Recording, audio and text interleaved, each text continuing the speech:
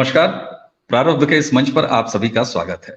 Screen के दूसरे हिस्से में आइए स्वागत कर लेते हैं गौरव प्रधान जी का। गौरव प्रधान जी का इंट्रोडक्शन अगर हम कराएं तो मेरे पास शब्द निश्चित रूप से कम पड़ जाते हैं।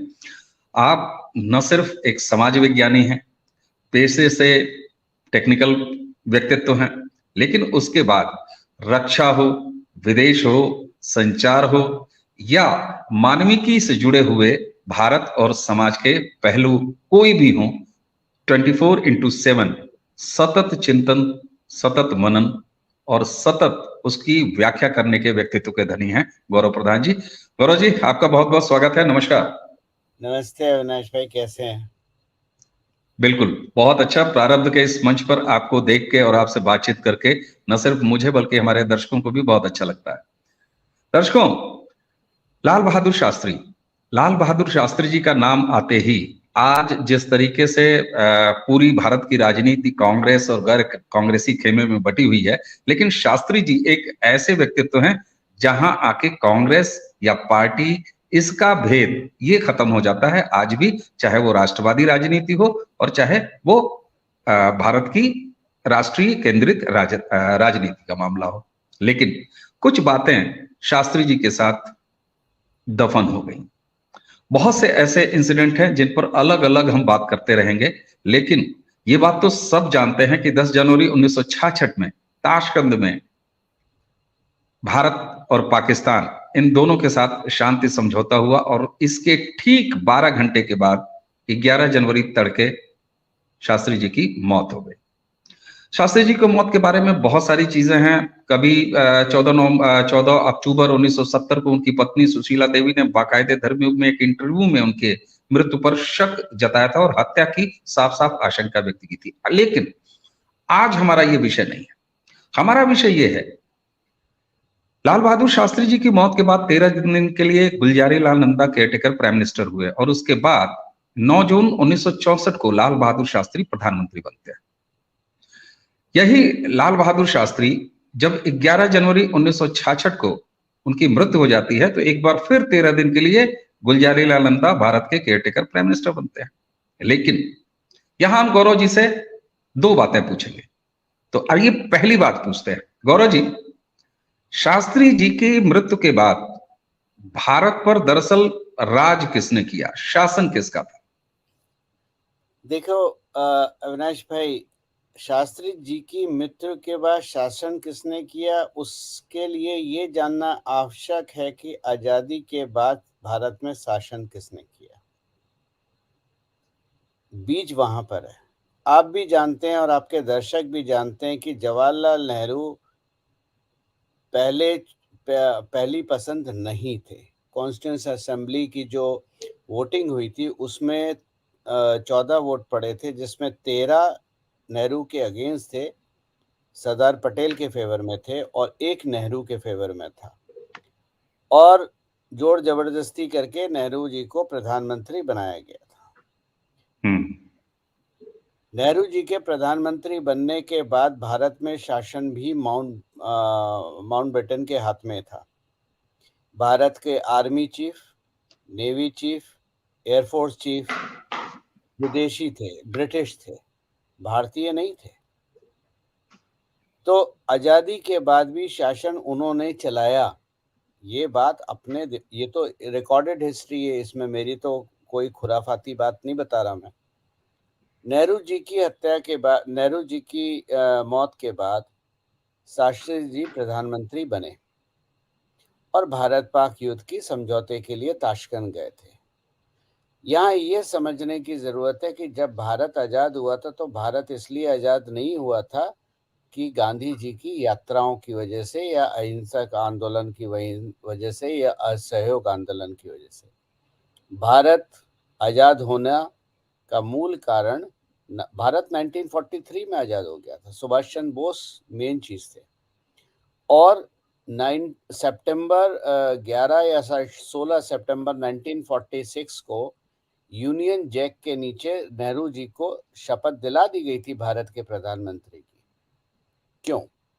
उसका कारण यह है कि जो विद्रोह हुआ था नेवी का, भारतीय नेवी के सैनिकों का, जो कि भारतीय थे, उनका विद्रोह हुआ था, वो आपके एजुकेशनल इंस्टीट्यूट्स, जो एडमिनिस्ट्रेटिव सर्विसेज और जो पुलिस सेवा है उसमें फैल चुका था, उसको कंट्रोल नहीं कर पा रहा था। उसके लिए उन्हें ब्रिटिश को एक ऐसा चेहरा चाहिए था जो भारतीय हो लेकिन उनके हिसाब से काम करे, और आपको सितंबर 1946 में नेहरू जी को प्रधानमंत्री बना दिया गया। अब आप सोच लीजिए कि आज़ादी के बाद, आप आज़ाद नहीं हुए थे, कहने को वो 15 अगस्त 1947 आज़ादी का दिन है, आप आज़ाद सच्ची में नहीं हुए थे। लेकिन नेहरू जी को यहाँ से ये बात समझ में आ जाती है कि नेहरू जी को प्रधानमंत्री बनाने के पीछे किसका हाथ था। ये बात यहाँ तक क्लियर हो गई। अब आते हैं शास्त्री जी पे। नेहरू जी की मौत के बाद शास्त्री जी भी कांग्रेसी थे, वो भारत के प्रधानमंत्री बने, सिंपल थे, वो ताशकंद गए। शास्त्री जी जब प्रधानमंत्री बने तो सबने यही सोचा कि एक और कांग्रेसी प्रधानमंत्री बना है, वैसे ही काम करेंगे, वैसे ही हमारे हिसाब से काम करेंगे। पर शास्त्री जी निकले तेज। शास्त्री जी ने पहले तो जय जवान जय किसान का नारा लगाया, और उसके बाद लोगों को शायद पता नहीं, आज की युवा पीढ़ी को तो पता नहीं होगा, लेकिन शास्त्री जी ने एक वक्त भोजन ना करने की बात कही थी, ताकि वो जो अनाज अमेरिका से आता था, जिसको शायद रेड व्हीट कहते लाल थे, गेहूं। लाल लाल गेहूं, गेहूं। जो वहां पर जानवर भी नहीं खाते थे, वो भारत को बेचा करते थे। और उससे निजात पाने के लिए शास्त्री जी ने कहा था कि एक वक्त का भोजन छोड़ दो। हम्म। भोजन छोड़ने से लोगों ने माना, भाई आज की युवा पीढ़ी तो करती है, भाई हम पिज्जा क्यों छोड़ दें, ठीक है, हमारा बर्थराइट है खाना। लेकिन शायद उस समय का भारत देशभक्त भारत ज्यादा था, और शास्त्री जी के कहने के बाद एक वक्त का भोजन छोड़ दिया, जिससे किसके पेट पे लात पड़ी? विदेश के पेट पे लात पड़ी।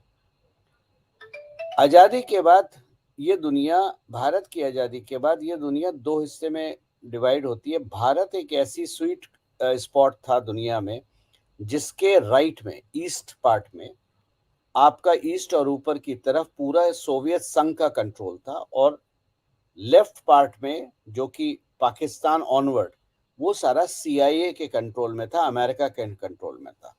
तो राइट साइड कंट्रोल करता था आपका KGB, और लेफ्ट साइड कंट्रोल करता था CIA, भारत बफर जोन था।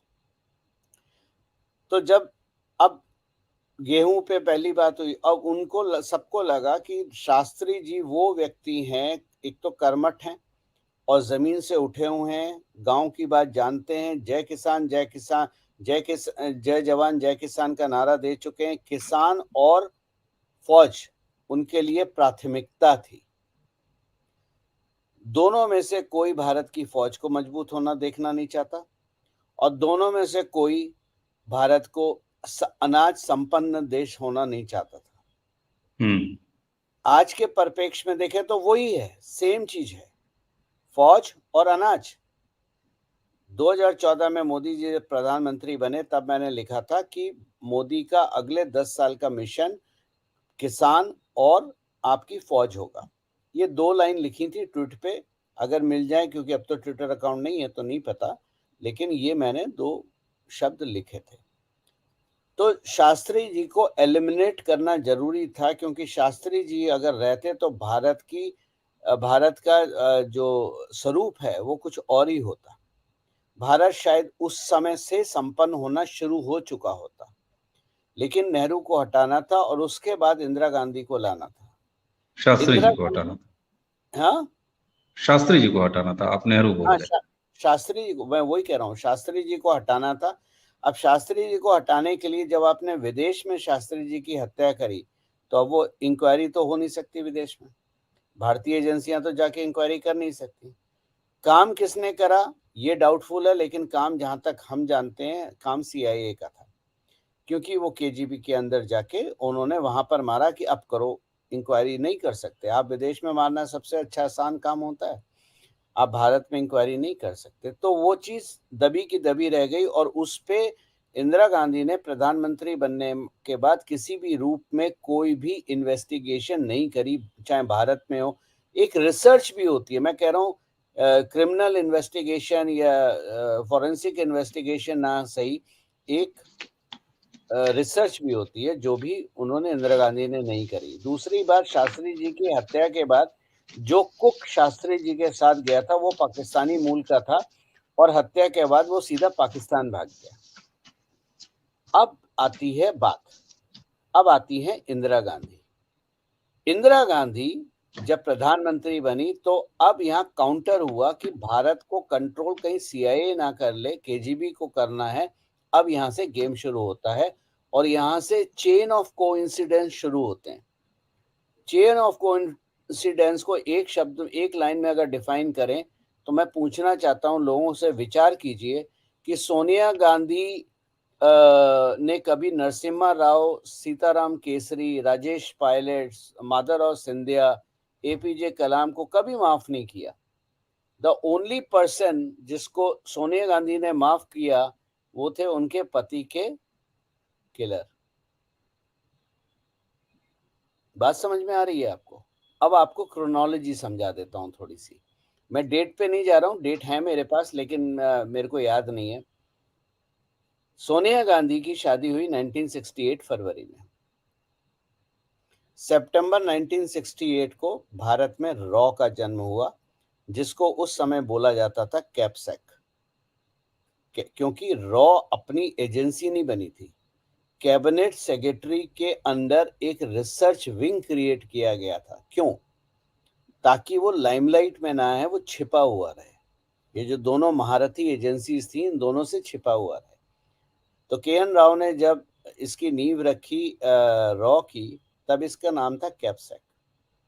तो सवाल यह है कि यहाँ डेट का कोइंसिडेंस देखिए कि शादी के बाद जब बहू घर आ गई, प्रधानमंत्री के घर में आई ना, प्रधानमंत्री के घर में आके उसने, वहां रॉ का जन्म हुआ भारत में। और उसके बाद अब आप हिसाब लगाइए, सबसे पहले क्या हुआ? सबसे पहले संजय गांधी की डेथ हुई। ये 1968 से 2022 तक की मैं बात कर रहा हूं और इन डेटों को थोड़े लोग दर्शक भी रिसर्च कर लें। संजय गांधी की डेथ होती है हवाई जहाज क्रैश में। क्या प्रधानमंत्री का बेटा एक ऐसे हवाई जहाज में था जिसके टेस्ट नहीं हुआ थे? लेकिन संजय गांधी की डेथ हो जाती है। संजय गांधी की डेथ के बाद सबसे पहले जो घर से बाहर निकाला जाता है जिसे, वो है संजय गांधी की वाइफ और उनके बेटे को। अब आप भी जानते हैं, मैं भी जानता हूं कि इंदिरा गांधी के बाद उनकी कुर्सी का उत्तराधिकारी नेचुरल रूप से संजय गांधी थे। बिल्कुल स्वाभाविक तो उत्तराधिकारी वही थे। वही थे। तो उत्तराधिकारी को हटाने का मतलब है कि अब पीएम हाउस पे टोटल कंट्रोल और अपने बंदे को वहां पर सेट करना। कौन है वो? राजीव गांधी। उसके बाद माधवराव सिंधिया। माधवराव सिंधिया इलेक्शन कैंपेन के लिए जा रहे थे। माधवराव सिंधिया के साथ आज के जो मणिशंकर अय्यर हैं वो उनके साथ जाने वाले थे, लेकिन लास्ट मोमेंट पे एक संदेश आता है और मणिशंकर अय्यर हेलीकॉप्टर में प्लेन में चढ़ने से पहले ही उतर जाते हैं। ठीक, माधवराव सिंधिया की डेथ हो जाती है। क्यों? माधवराव सिंधिया ने सोनिया गांधी की जो सुप्रीमेसी है उसको चैलेंज कर दिया था। करेक्ट? चलो माधवराव सिंधिया से दो चीजें पहले और बताता हूं। राजीव गांधी इंदिरा गांधी प्रधानमंत्री थी। इंदिरा गांधी की डेथ हुई 1984 में। चुनाव आ रहे थे, सर्वे ये कह रहा था कांग्रेस साफ हो चुकी है। ठीक, तभी इंदिरा गांधी की डेथ हो जाती है और सारा अनअपोज्ड राजीव गांधी भारत के प्रधानमंत्री बन जाते हैं। मतलब रिकॉर्ड सीटें आई थी। विपक्ष का तो लेना ही देना नहीं था दूर दूर तक कोई, क्योंकि सिंपैथी वेव थी। उसके बाद इंदिरा गांधी जब बनी 1991 में, जो चुनाव हो रहे थे, जब राजीव गांधी श्री पेरुम्बतूर गए थे तो वो इलेक्शन के बीच में गए थे। एक फेज का इलेक्शन हो चुका था और उस फेज में कांग्रेस साफ हो चुकी थी बिल्कुल, यानी दूसरे फेज में भी साफ होनी थी। लेकिन तभी बीच में राजीव गांधी की हत्या हो जाती है और दूसरा फेज टोटल 100% कांग्रेस के फेवर में चला जाता है। रिकॉर्ड मार्जिन से जीत जाते हैं। और सोनिया गांधी ने आज तक किसी को माफ नहीं करा, लेकिन राजीव गांधी के मर्डर्स को माफ करा।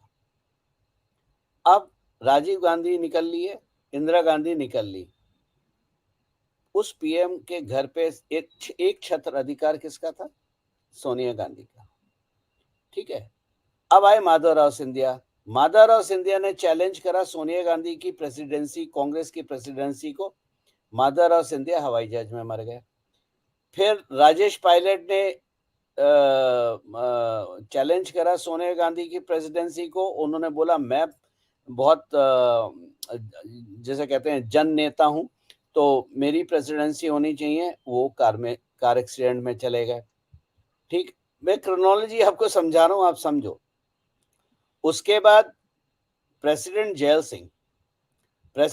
सिंह जब प्रधानमंत्री थे, राजीव गांधी के वक्त में भी थे, ठीक है ना, जब एंटी सिख राइट हुए तो जैल सिंह राजीव गांधी को फोन कर रहे थे, लेकिन राजीव गांधी ने सिख राइट में जैल सिंह के फोन नहीं उठाए। जैल सिंह मरने के बाद जब पंजाब जा रहे थे, तो उन्होंने कहा था मैं पंजाब जाके बोफोर्स की और बहुत सारी और जानकारियां पब्लिक करूंगा। रास्ते में ट्रक एक्सीडेंट, कहां से ट्रक आया किसी का नहीं पता, कोई इंक्वायरी नहीं हुई, लेकिन वो ट्रक एक्सीडेंट में कार से टक्कर हुई और जैल सिंह निकल लिए। दोरजी खांडू, बहुत सारे लोग इस नाम नहीं जानते होंगे, अरुणाचल प्रदेश के हैं, चीफ मिनिस्टर थे। दोरजी खांडू, नया हेलीकॉप्टर गिर जाता है, वो मर जाते हैं। क्यों? क्योंकि वहां पर जो माइक्रो हाइड्रो प्रोजेक्ट थे उसके अगेंस्ट दोरजी खांडू थे, और माइक्रो हाइड्रो प्रोजेक्ट में फायदा किसका था? नाम लेने की जरूरत नहीं है, आप सब जानते हैं। उसके बाद आप आइए,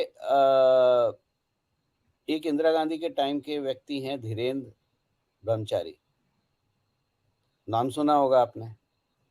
योगा टीचर थे, गुरु थे, जो भी। अब कई तरीके से नाम सुना है जी। कई तरीके से नाम सुना है। कहाँ, किस में डेथ हुई उनकी? उनकी भी डेथ वहीं हुई ना, क्योंकि वहां पर चैलेंज आ गया था। उसके बाद आप लीजिए जितेंद्र प्रसाद, कांग्रेस प्रेसिडेंट के लिए उन्होंने लड़ा, ब्रेन हेमरेज हो गया उन्हें। ब्रेन हेमरेज तब होगा जब दिमाग पे चोट लगेगी। उसके बाद आप नाम लीजिए सुनंदा पुष्कर। सुनंदा पुष्कर क्यों गई? क्योंकि वो अगले दिन प्रेस कॉन्फ्रेंस करने जा रही थी आईपीएल की बातें खोलने। ठीक है, वो तो सबने देखा है, जो ब्लैकबेरी एक्सचेंज हुए थे मैसेजेस, सुनंदा पुष्कर उसमें चली गई। अगेन चैलेंज किसको हो रहा था? सोनिया गांधी को। उसके बाद आप वाईएसआर रेड्डी को देखिए। वाईएसआर रेड्डी, बहुत सारे लोग नहीं जानते हैं तेलंगाना कैसे बना, आंध्र प्रदेश कैसे बना। पॉलिटिकल अपनी अलग बात है, लेकिन असलियत यह है कि तेलंगाना बनाने के पीछे दो लोगों का हाथ था, सोनिया गांधी और अहमद पटेल। और दो व्यक्ति कांग्रेस के जो तेलंगाना बनाने के फेवर में नहीं थे, उनका नाम था मनमोहन सिंह और दिग्विजय सिंह। ये, क्योंकि हम परसेप्शन पे जीते हैं, हम सबको एक ही पेंट ब्रश से पेंट करते हैं, इसलिए हमें ये नहीं पता कि असलियत क्या है। जबकि तेलंगाना के अगेंस्ट में जो थे वो मनमोहन सिंह और दिग्विजय सिंह थे। सोनिया गांधी और अहमद पटेल फेवर में थे। उनको ये लगता था इसको करने के बाद हम चुनाव जीत जाएंगे, तेलंगाना और आंध्र प्रदेश दोनों हम जीत जाएंगे, जहां से दोनों से उखाड़ दिए गए। इसका अपोज किसने किया था? वाईएसआर रेड्डी ने। कहाँ गए? क्रैश में मारे गए। तो आप देखिए 1968 से लेके 2022 तक की मौतों का कोई हिसाब नहीं है, कोई वो नहीं है। अच्छा, एक और मौत आपको बताऊं, वाड्रा फैमिली, बिल्कुल। माँ और बेटी जिंदा है ना। क्यों? क्योंकि जो बाकी रॉबर्ट वड्रा के पिता थे या जो और भाई बहन थे, उन्होंने अपना क्लेम मांगा, साफ हो गए। जो चरण पे आ गए, जो झुक गए, वो बच गए। तो ये मौतें क्या चल रही हैं? अब 1991 में क्या हुआ था? 1991 में सोवियत संघ टूटा था। सोवियत संघ टूटने के बाद नेचुरल है कि केजीबी भी खत्म हो गई। ठीक, अब वो नई एजेंसी, अब वो रशिया बन गया। सोवियत संघ कम्युनिस्ट नेशन था, रशिया ऑर्थोडॉक्स क्रिश्चियन है। तो अब भारत का कंट्रोल पूर्ण रूप से कहां गया? रशिया के पास। ना, सीआईए के पास। रशिया तो हम्म। वीक था, रशिया तो वीक था। नहीं ओके। नहीं भाई, हम्म। 13 टुकड़े हुए थे, 13-14 टुकड़े हो गए थे, 16 या 13 टुकड़े हुए थे, और वो वीक था। तो टुकड़े भी किसने करे थे? सीआईए ने करे थे। तो भारत पूर्ण रूप से जो पहले रशिया के कंट्रोल में था, और ये तो सभी जानते हैं, ये तो रिकॉर्डेड हिस्ट्री है, आर्टिकल्स हैं कि सोनिया गांधी के पिताजी कौन थे। गूगल पे सर्च कर लीजिए। तो भारत को इंदिरा गांधी के टाइम तक, राजीव गांधी की डेथ तक, या कहें सोवियत संघ बिखरने तक, कंट्रोल कर रहा था केजीबी। ये भी रिकॉर्डेड हिस्ट्री है, बहुत से लेखकों ने अपनी बुक में भी लिखा है कि इंदिरा गांधी को बैग में पैसे आते थे। बोफोर्स हुआ, पैसे किसने बनाए? कत्रोची का नाम है, इटालियन था, फैमिली मैन था। अब कौन सा फैमिली मैन था, सब अलग अलग बातें करते हैं, उसमें नहीं जाते। लेकिन Rajiv Gandhi was the most incompetent prime minister, और वो केवल एक व्यक्ति ने उन्हें बनाया था प्रधानमंत्री। पहले उन्होंने, राजीव गांधी का रास्ता साफ करा गया था। संजय गांधी को हटाओ, मेनका गांधी को घर के बाहर निकालो, पूरा परिवार संभालो, पूरे परिवार पे कंट्रोल लो, उसके बाद इंदिरा गांधी को अलग। तो आपको नहीं लगता कि यहाँ पावर के लिए मौतें हुई हैं? बिल्कुल, एक अब संशय तो साफ साफ खड़ा होता है ना। संशय नहीं, आई मीन इससे ज्यादा फैक्चुअल एनालिसिस क्या हो सकता है कि सत्ता अपने हाथ में रहे, उसके लिए आपने लोगों को टपका दिया।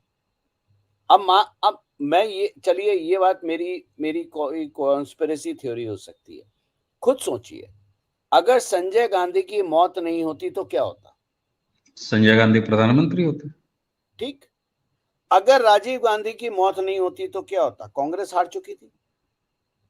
अगर इंदिरा गांधी की मौत नहीं होती तो क्या होता? कांग्रेस हार चुकी थी।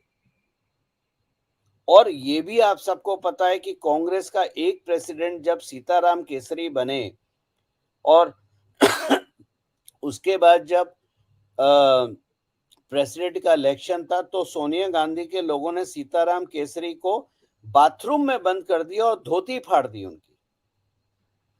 क्यों? क्योंकि किसी एक व्यक्ति के हाथ में सत्ता जानी थी। तो अब अगर आप पूरे कोइंसिडेंस को जोड़ के देखिए, तो यहाँ शंका कहां रह जाती है भाई? हम ठीक तो बात है। डंके की चोट पे बोलते हैं। अब 2014, आपको 2014 का वो दिन याद रखना चाहिए, शाम का जब रिजल्ट आ चुका था, और प्रेस ने सोनिया गांधी से पूछा कि आप क्या संदेश देना चाहती हैं, और राहुल गांधी बाजू में खड़े हुए थे। राहुल गांधी मुस्कुरा रहा था ना। राहुल गांधी पप्पू नहीं है।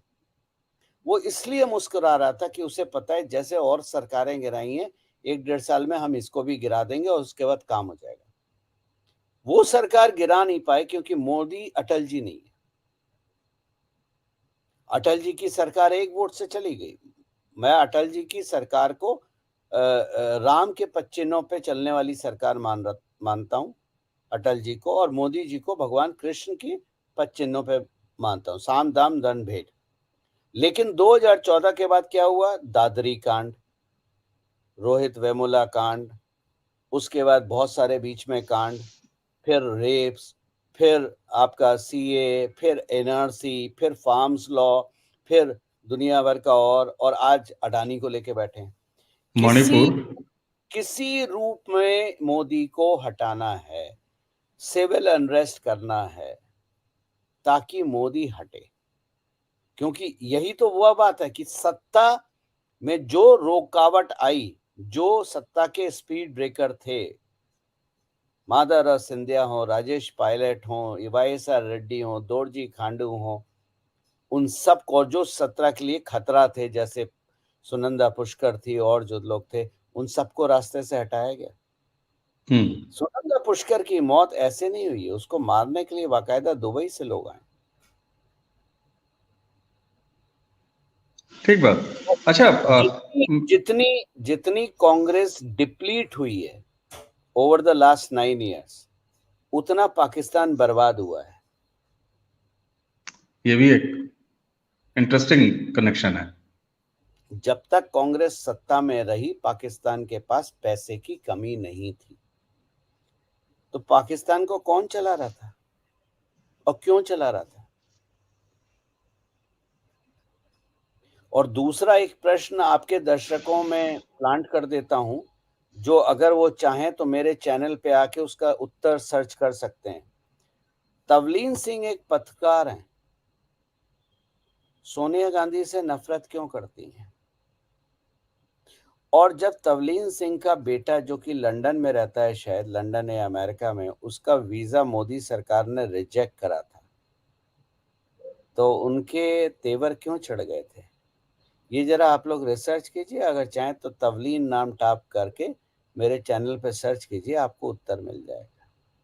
ठीक बात। अच्छा गौरव जी, एक जो पूरी आपने क्रोनोलॉजी गिनाई और मैंने शास्त्री जी से बात शुरू की और आपने तो 2014 तक का एक लंबा पूरा कनेक्शन और पूरी क्रोनोलॉजी सामने रख दी। अब मैं अगर आपको फिर से शास्त्री जी के समय ही वापस ले चलूं।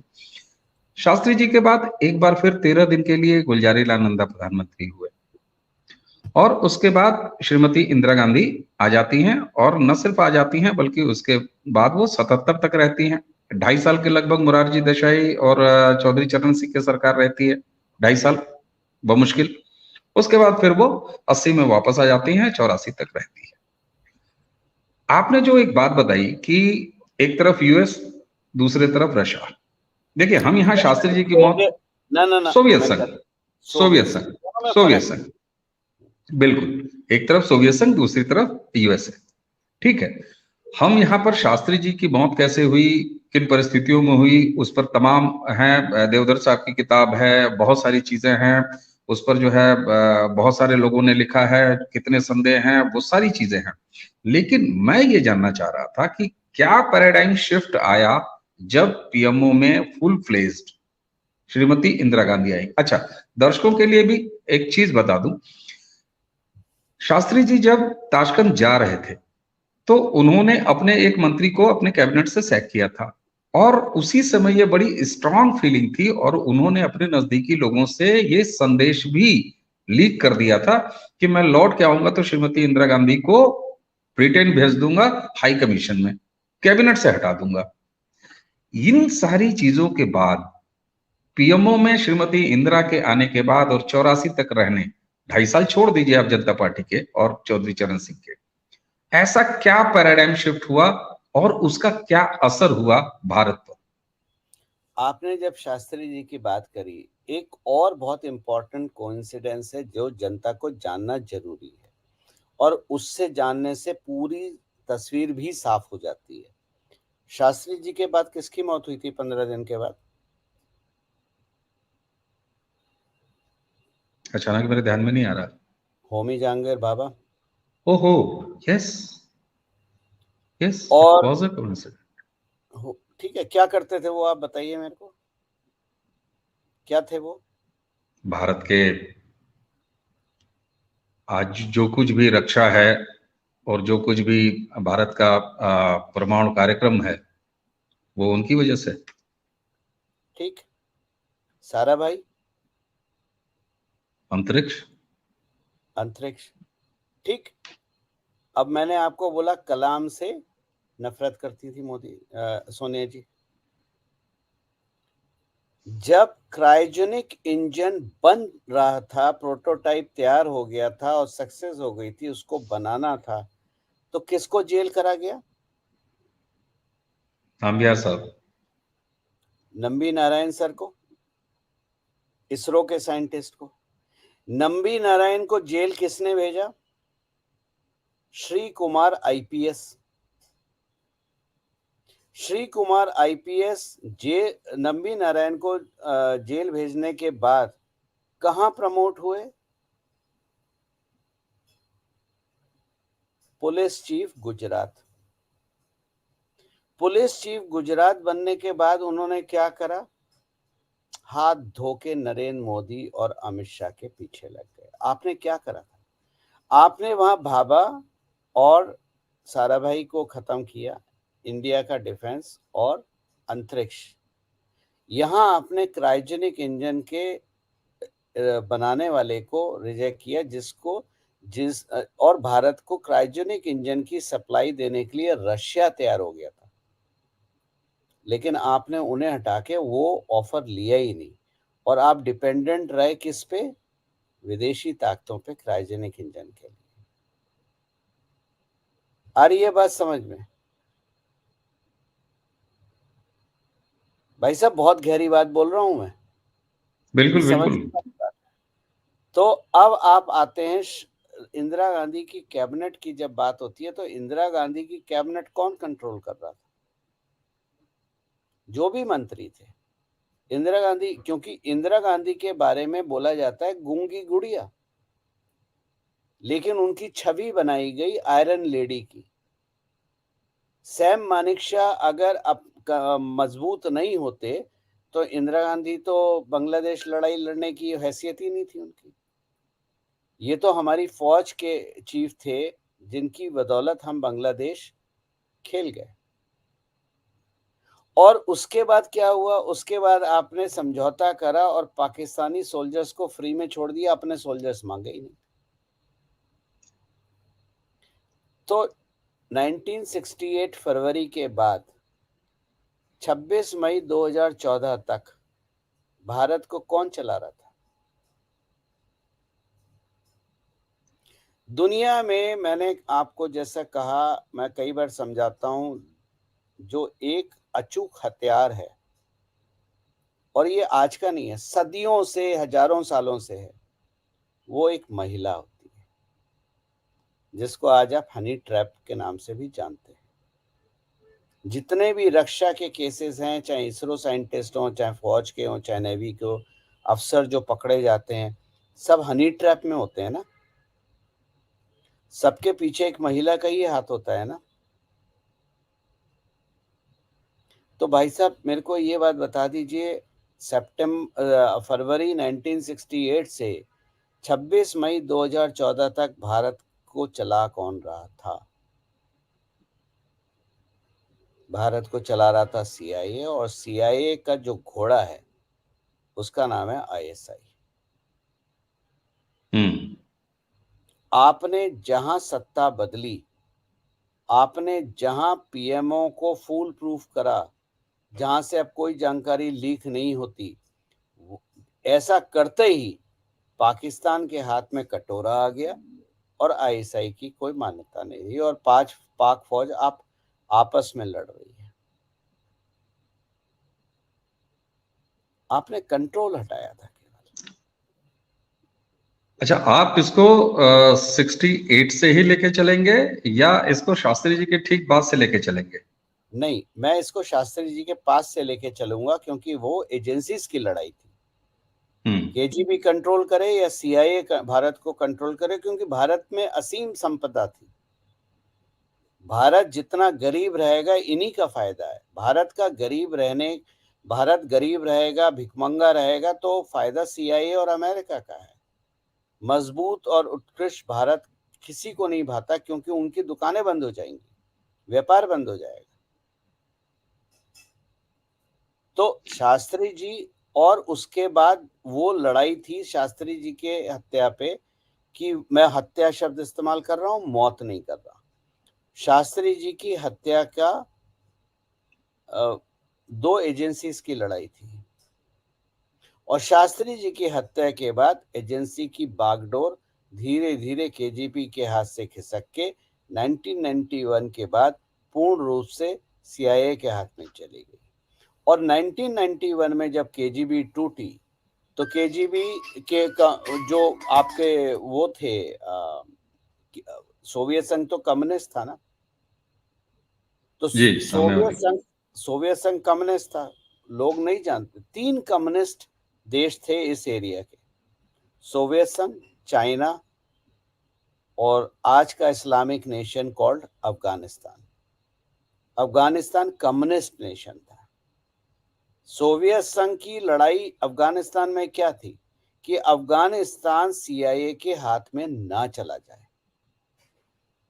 और उसको करने के लिए आपने पाकिस्तान को तैयार करा। सीआईए ने हथियार बनाया पाकिस्तान को। पाकिस्तान का तो अपना कोई वजूद आज भी नहीं है, क्योंकि उनकी कोई बिल्कुल। फिलॉसफी आज भी नहीं है। तो ये एजेंसियों की लड़ाई समझ में आ रही है, बिल्कुल समझ ये में आ रही है। अब मैं, हाँ, उसके बाद 1991 के बाद जब सोवियत संघ टूटा, तो कम्युनिस्ट का इकलौता झंडा किसके हाथ में चला गया? चाइना के पास। चाइना का। तो अब आपको समझ में आ रहा है कि 2008 में जो राहुल गांधी ने एमओयू साइन करा था चाइना के साथ, व्यक्तिगत तौर पे क्या था वो? भारत को बेचने की तैयारी। क्योंकि ठीक उन्हें बात है। पता था सत्ता तो हमारे ही हाथ में रहेगी, दाएं बाएं जोड़ घटा करके जैसा भी करें, पर सत्ता तो हमारे ही हाथ में रहेगी। हम इस सत्ता को भोगने के लिए ही पैदा हुए हैं। लेकिन भला हो भारत की जनता का, भारत के जगने वाले सनातनियों का, कि हमने 26 मई 2014 को उनको उखाड़ के फेंक दिया। और ये विचलितता जो आप देखते हैं आज राहुल गांधी और सोनिया गांधी में, ये और कुछ नहीं है, ये वो 16 मई 2014 का रिजल्ट है जो उनको विचलित करे हुए हो। और जितना ये लोग कब्र खोदने की कोशिश करेंगे, ये खुद उतने कब्र में घुसते चले जा रहे हैं। इसीलिए मैं बोलता हूं कि भारत आजाद हुआ था 26 मई 2014 को। ये एक संकेत के रूप में आपने बहुत बड़ी बात कही है कि भारत 2014 के साल में आजाद हुआ। तो अब तक जितनी बातें आपसे, और उसको आप कोई भी नकार नहीं सकता, क्योंकि एक पूरी क्रोनोलॉजी बिल्कुल साफ सुथरी लाइन और बड़ी क्लियर दिखाई देती है। तो क्या ये मान लिया जाए कि 11 जनवरी 1966 से ही 2014 तक, ये अलग बात है कि इंदिरा जी के समय में वो दो एजेंसियों का मामला था, लेकिन था तो विदेशी का है। और तब से लेके 1966 से 2014 तक भारत भारत के हाथ में था ही नहीं। नहीं, भारत भारत के हाथ में नहीं था। आप कोई पॉलिसी उठा के देख लीजिए गवर्नमेंट की, अगर आप डीप स्टडी करेंगे तो पॉलिसी का फायदा, भारत में रक्षा, क्या वैज्ञानिकों की कमी है? जिस इसरो को शुरू करा था विक्रम साराभाई ने, वो इसरो क्या इतनी काबिलियत नहीं रखती थी कि अपनी सैटेलाइट अपने आप भेज सके? लेकिन आपको याद होगा, हम फ्रेंच गुयाना से भेजते थे, हम भारत से नहीं भेजते थे। नहीं व्यस्त। क्या कारण है कि डिफेंस मिनिस्ट्री का, चाहे हवाई जहाज हो, शिप हो, चाहे आपका बंदूकें हो, गोलियां हो, एक छोटा सा नट बोल्ट भी विदेश से आता था। तो समझ में आ रहा है ये पूरी, मुझे लग रहा है हाँ, कि दर्शक भी जब ये पूरी क्या क्रोनोलॉजी जोड़ेंगे तो ये बिल्कुल क्या साफ हो का, जा रहा है। क्या कारण है कि सीड भी बाहर से आते थे? किसान की अगर हम बात करें, क्या कारण है कि फर्टिलाइजर भी हमें इंपोर्ट करना पड़ता था? हमने तो केवल नीम कोटिंग करा, फर्टिलाइजर बंद हो गया, चोरी बंद हो गई। तो भारत को बाजार के रूप में ही देखा जाता था। और यही कारण है कि संसद में खड़े होके राहुल गांधी ने बोला था, मेक इन इंडिया फ्लॉप है, मेक इन इंडिया संभव नहीं है, मेक इन इंडिया हो ही नहीं सकता। आगे आपको बात समझ में, ये 2008 का एमओयू है। ये बिल्कुल। खानदान में तो भारत को बेचने की प्रवृत्ति रही है, और ये प्रवृत्ति खानदान में आज से नहीं रही है, ये नेहरू जी के टाइम से रही है। शास्त्री जी के समय उसको थोड़ा सा ब्रेक मिला था, और उस ब्रेक के लगते ही शास्त्री जी को भी निपटा दिया गया। शास्त्री जी कि अगर टेन्योर को मैं देखूं, अगर मुझसे कोई डिफाइन करे, तो वो टर्निंग मोमेंट था जो आपने भारत में 26 मई 2014 को महसूस करा। महसूस किया। ये बिल्कुल। शास्त्री जी का टर्निंग पॉइंट इतने साल डिले होके 26 मई 2014 को पूर्ण हुआ। बहुत बड़ी बात, अगर बहुत बड़ी शास्त्री बात। अगर शास्त्री जी की डेथ नहीं होती, तो आज का भारत कुछ और होता। और अगर कॉन्स्टिट्यूंट असेंबली का रिजल्ट माना जाता, तो 15 अगस्त 1947 को सरदार पटेल प्रधानमंत्री होते। और अगर असली में गांधी जी ने टांग ना अड़ाई होती तो भारत 1943 में आजाद होता और श्री सुभाष चंद्र बोस भारत के प्रथम प्रधानमंत्री होते। गौरव जी, ये सारी चीजें जिस तरीके से क्रमवार और एकदम बिल्कुल जिसको कहते हैं ना कि एक लाइन, एक सिरे से बिल्कुल जोड़ देना, एक जंजीर तैयार कर देना, मुझे लगता है कि इस पूरी बातचीत को सुनने के बाद हम कोई निष्कर्ष रखें इसकी कोई आवश्यकता ही नहीं है।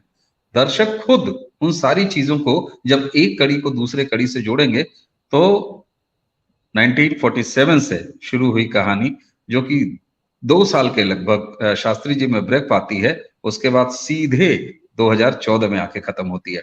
गौरव जी, ये एक ऐसा एंगल था, मुझे लगता है कि दर्शकों को बहुत सारी चीजें इस चर्चा को सुनने के बाद गुनने और बुनने के लिए एक जमीन तैयार करेगी और उनकी खुद की अपनी एक बिल्कुल खुद का सोचा, खुद की एक समझ कायम होगी।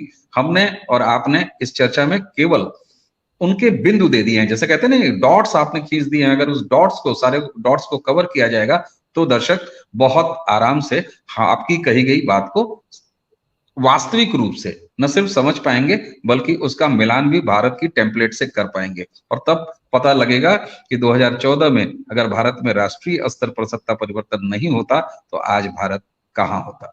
जी, आप कुछ कंक्लूड करेंगे? जी, मैंने केवल डॉट आपको दिए हैं और एक पिक्चर बना के दिखाई है, जो एक डेटा साइंटिस्ट का काम होता है, एक एज ए स्टोरी टेलर। आप खुद अपना गूगल खोलिए, रिसर्च कीजिए, जो डेट्स हैं वो रिसर्च कीजिए। अगर आपको डेट्स चाहिए तो मैं आपको डेट्स भी बता सकता हूँ। आप उन डेट का क्रोनोलॉजी अगर आप समझ ले तो जैसे 11 जनवरी 1966 शास्त्री जी, 26 फरवरी 1968 सोनिया गांधी का विवाह, 31 अक्टूबर 1984, 21 मई 1991, 11 जून 2000, 30 सितंबर 2001, 27 फरवरी 2002, 2 सितंबर 2009, ये सारी डेथ डेट्स हैं।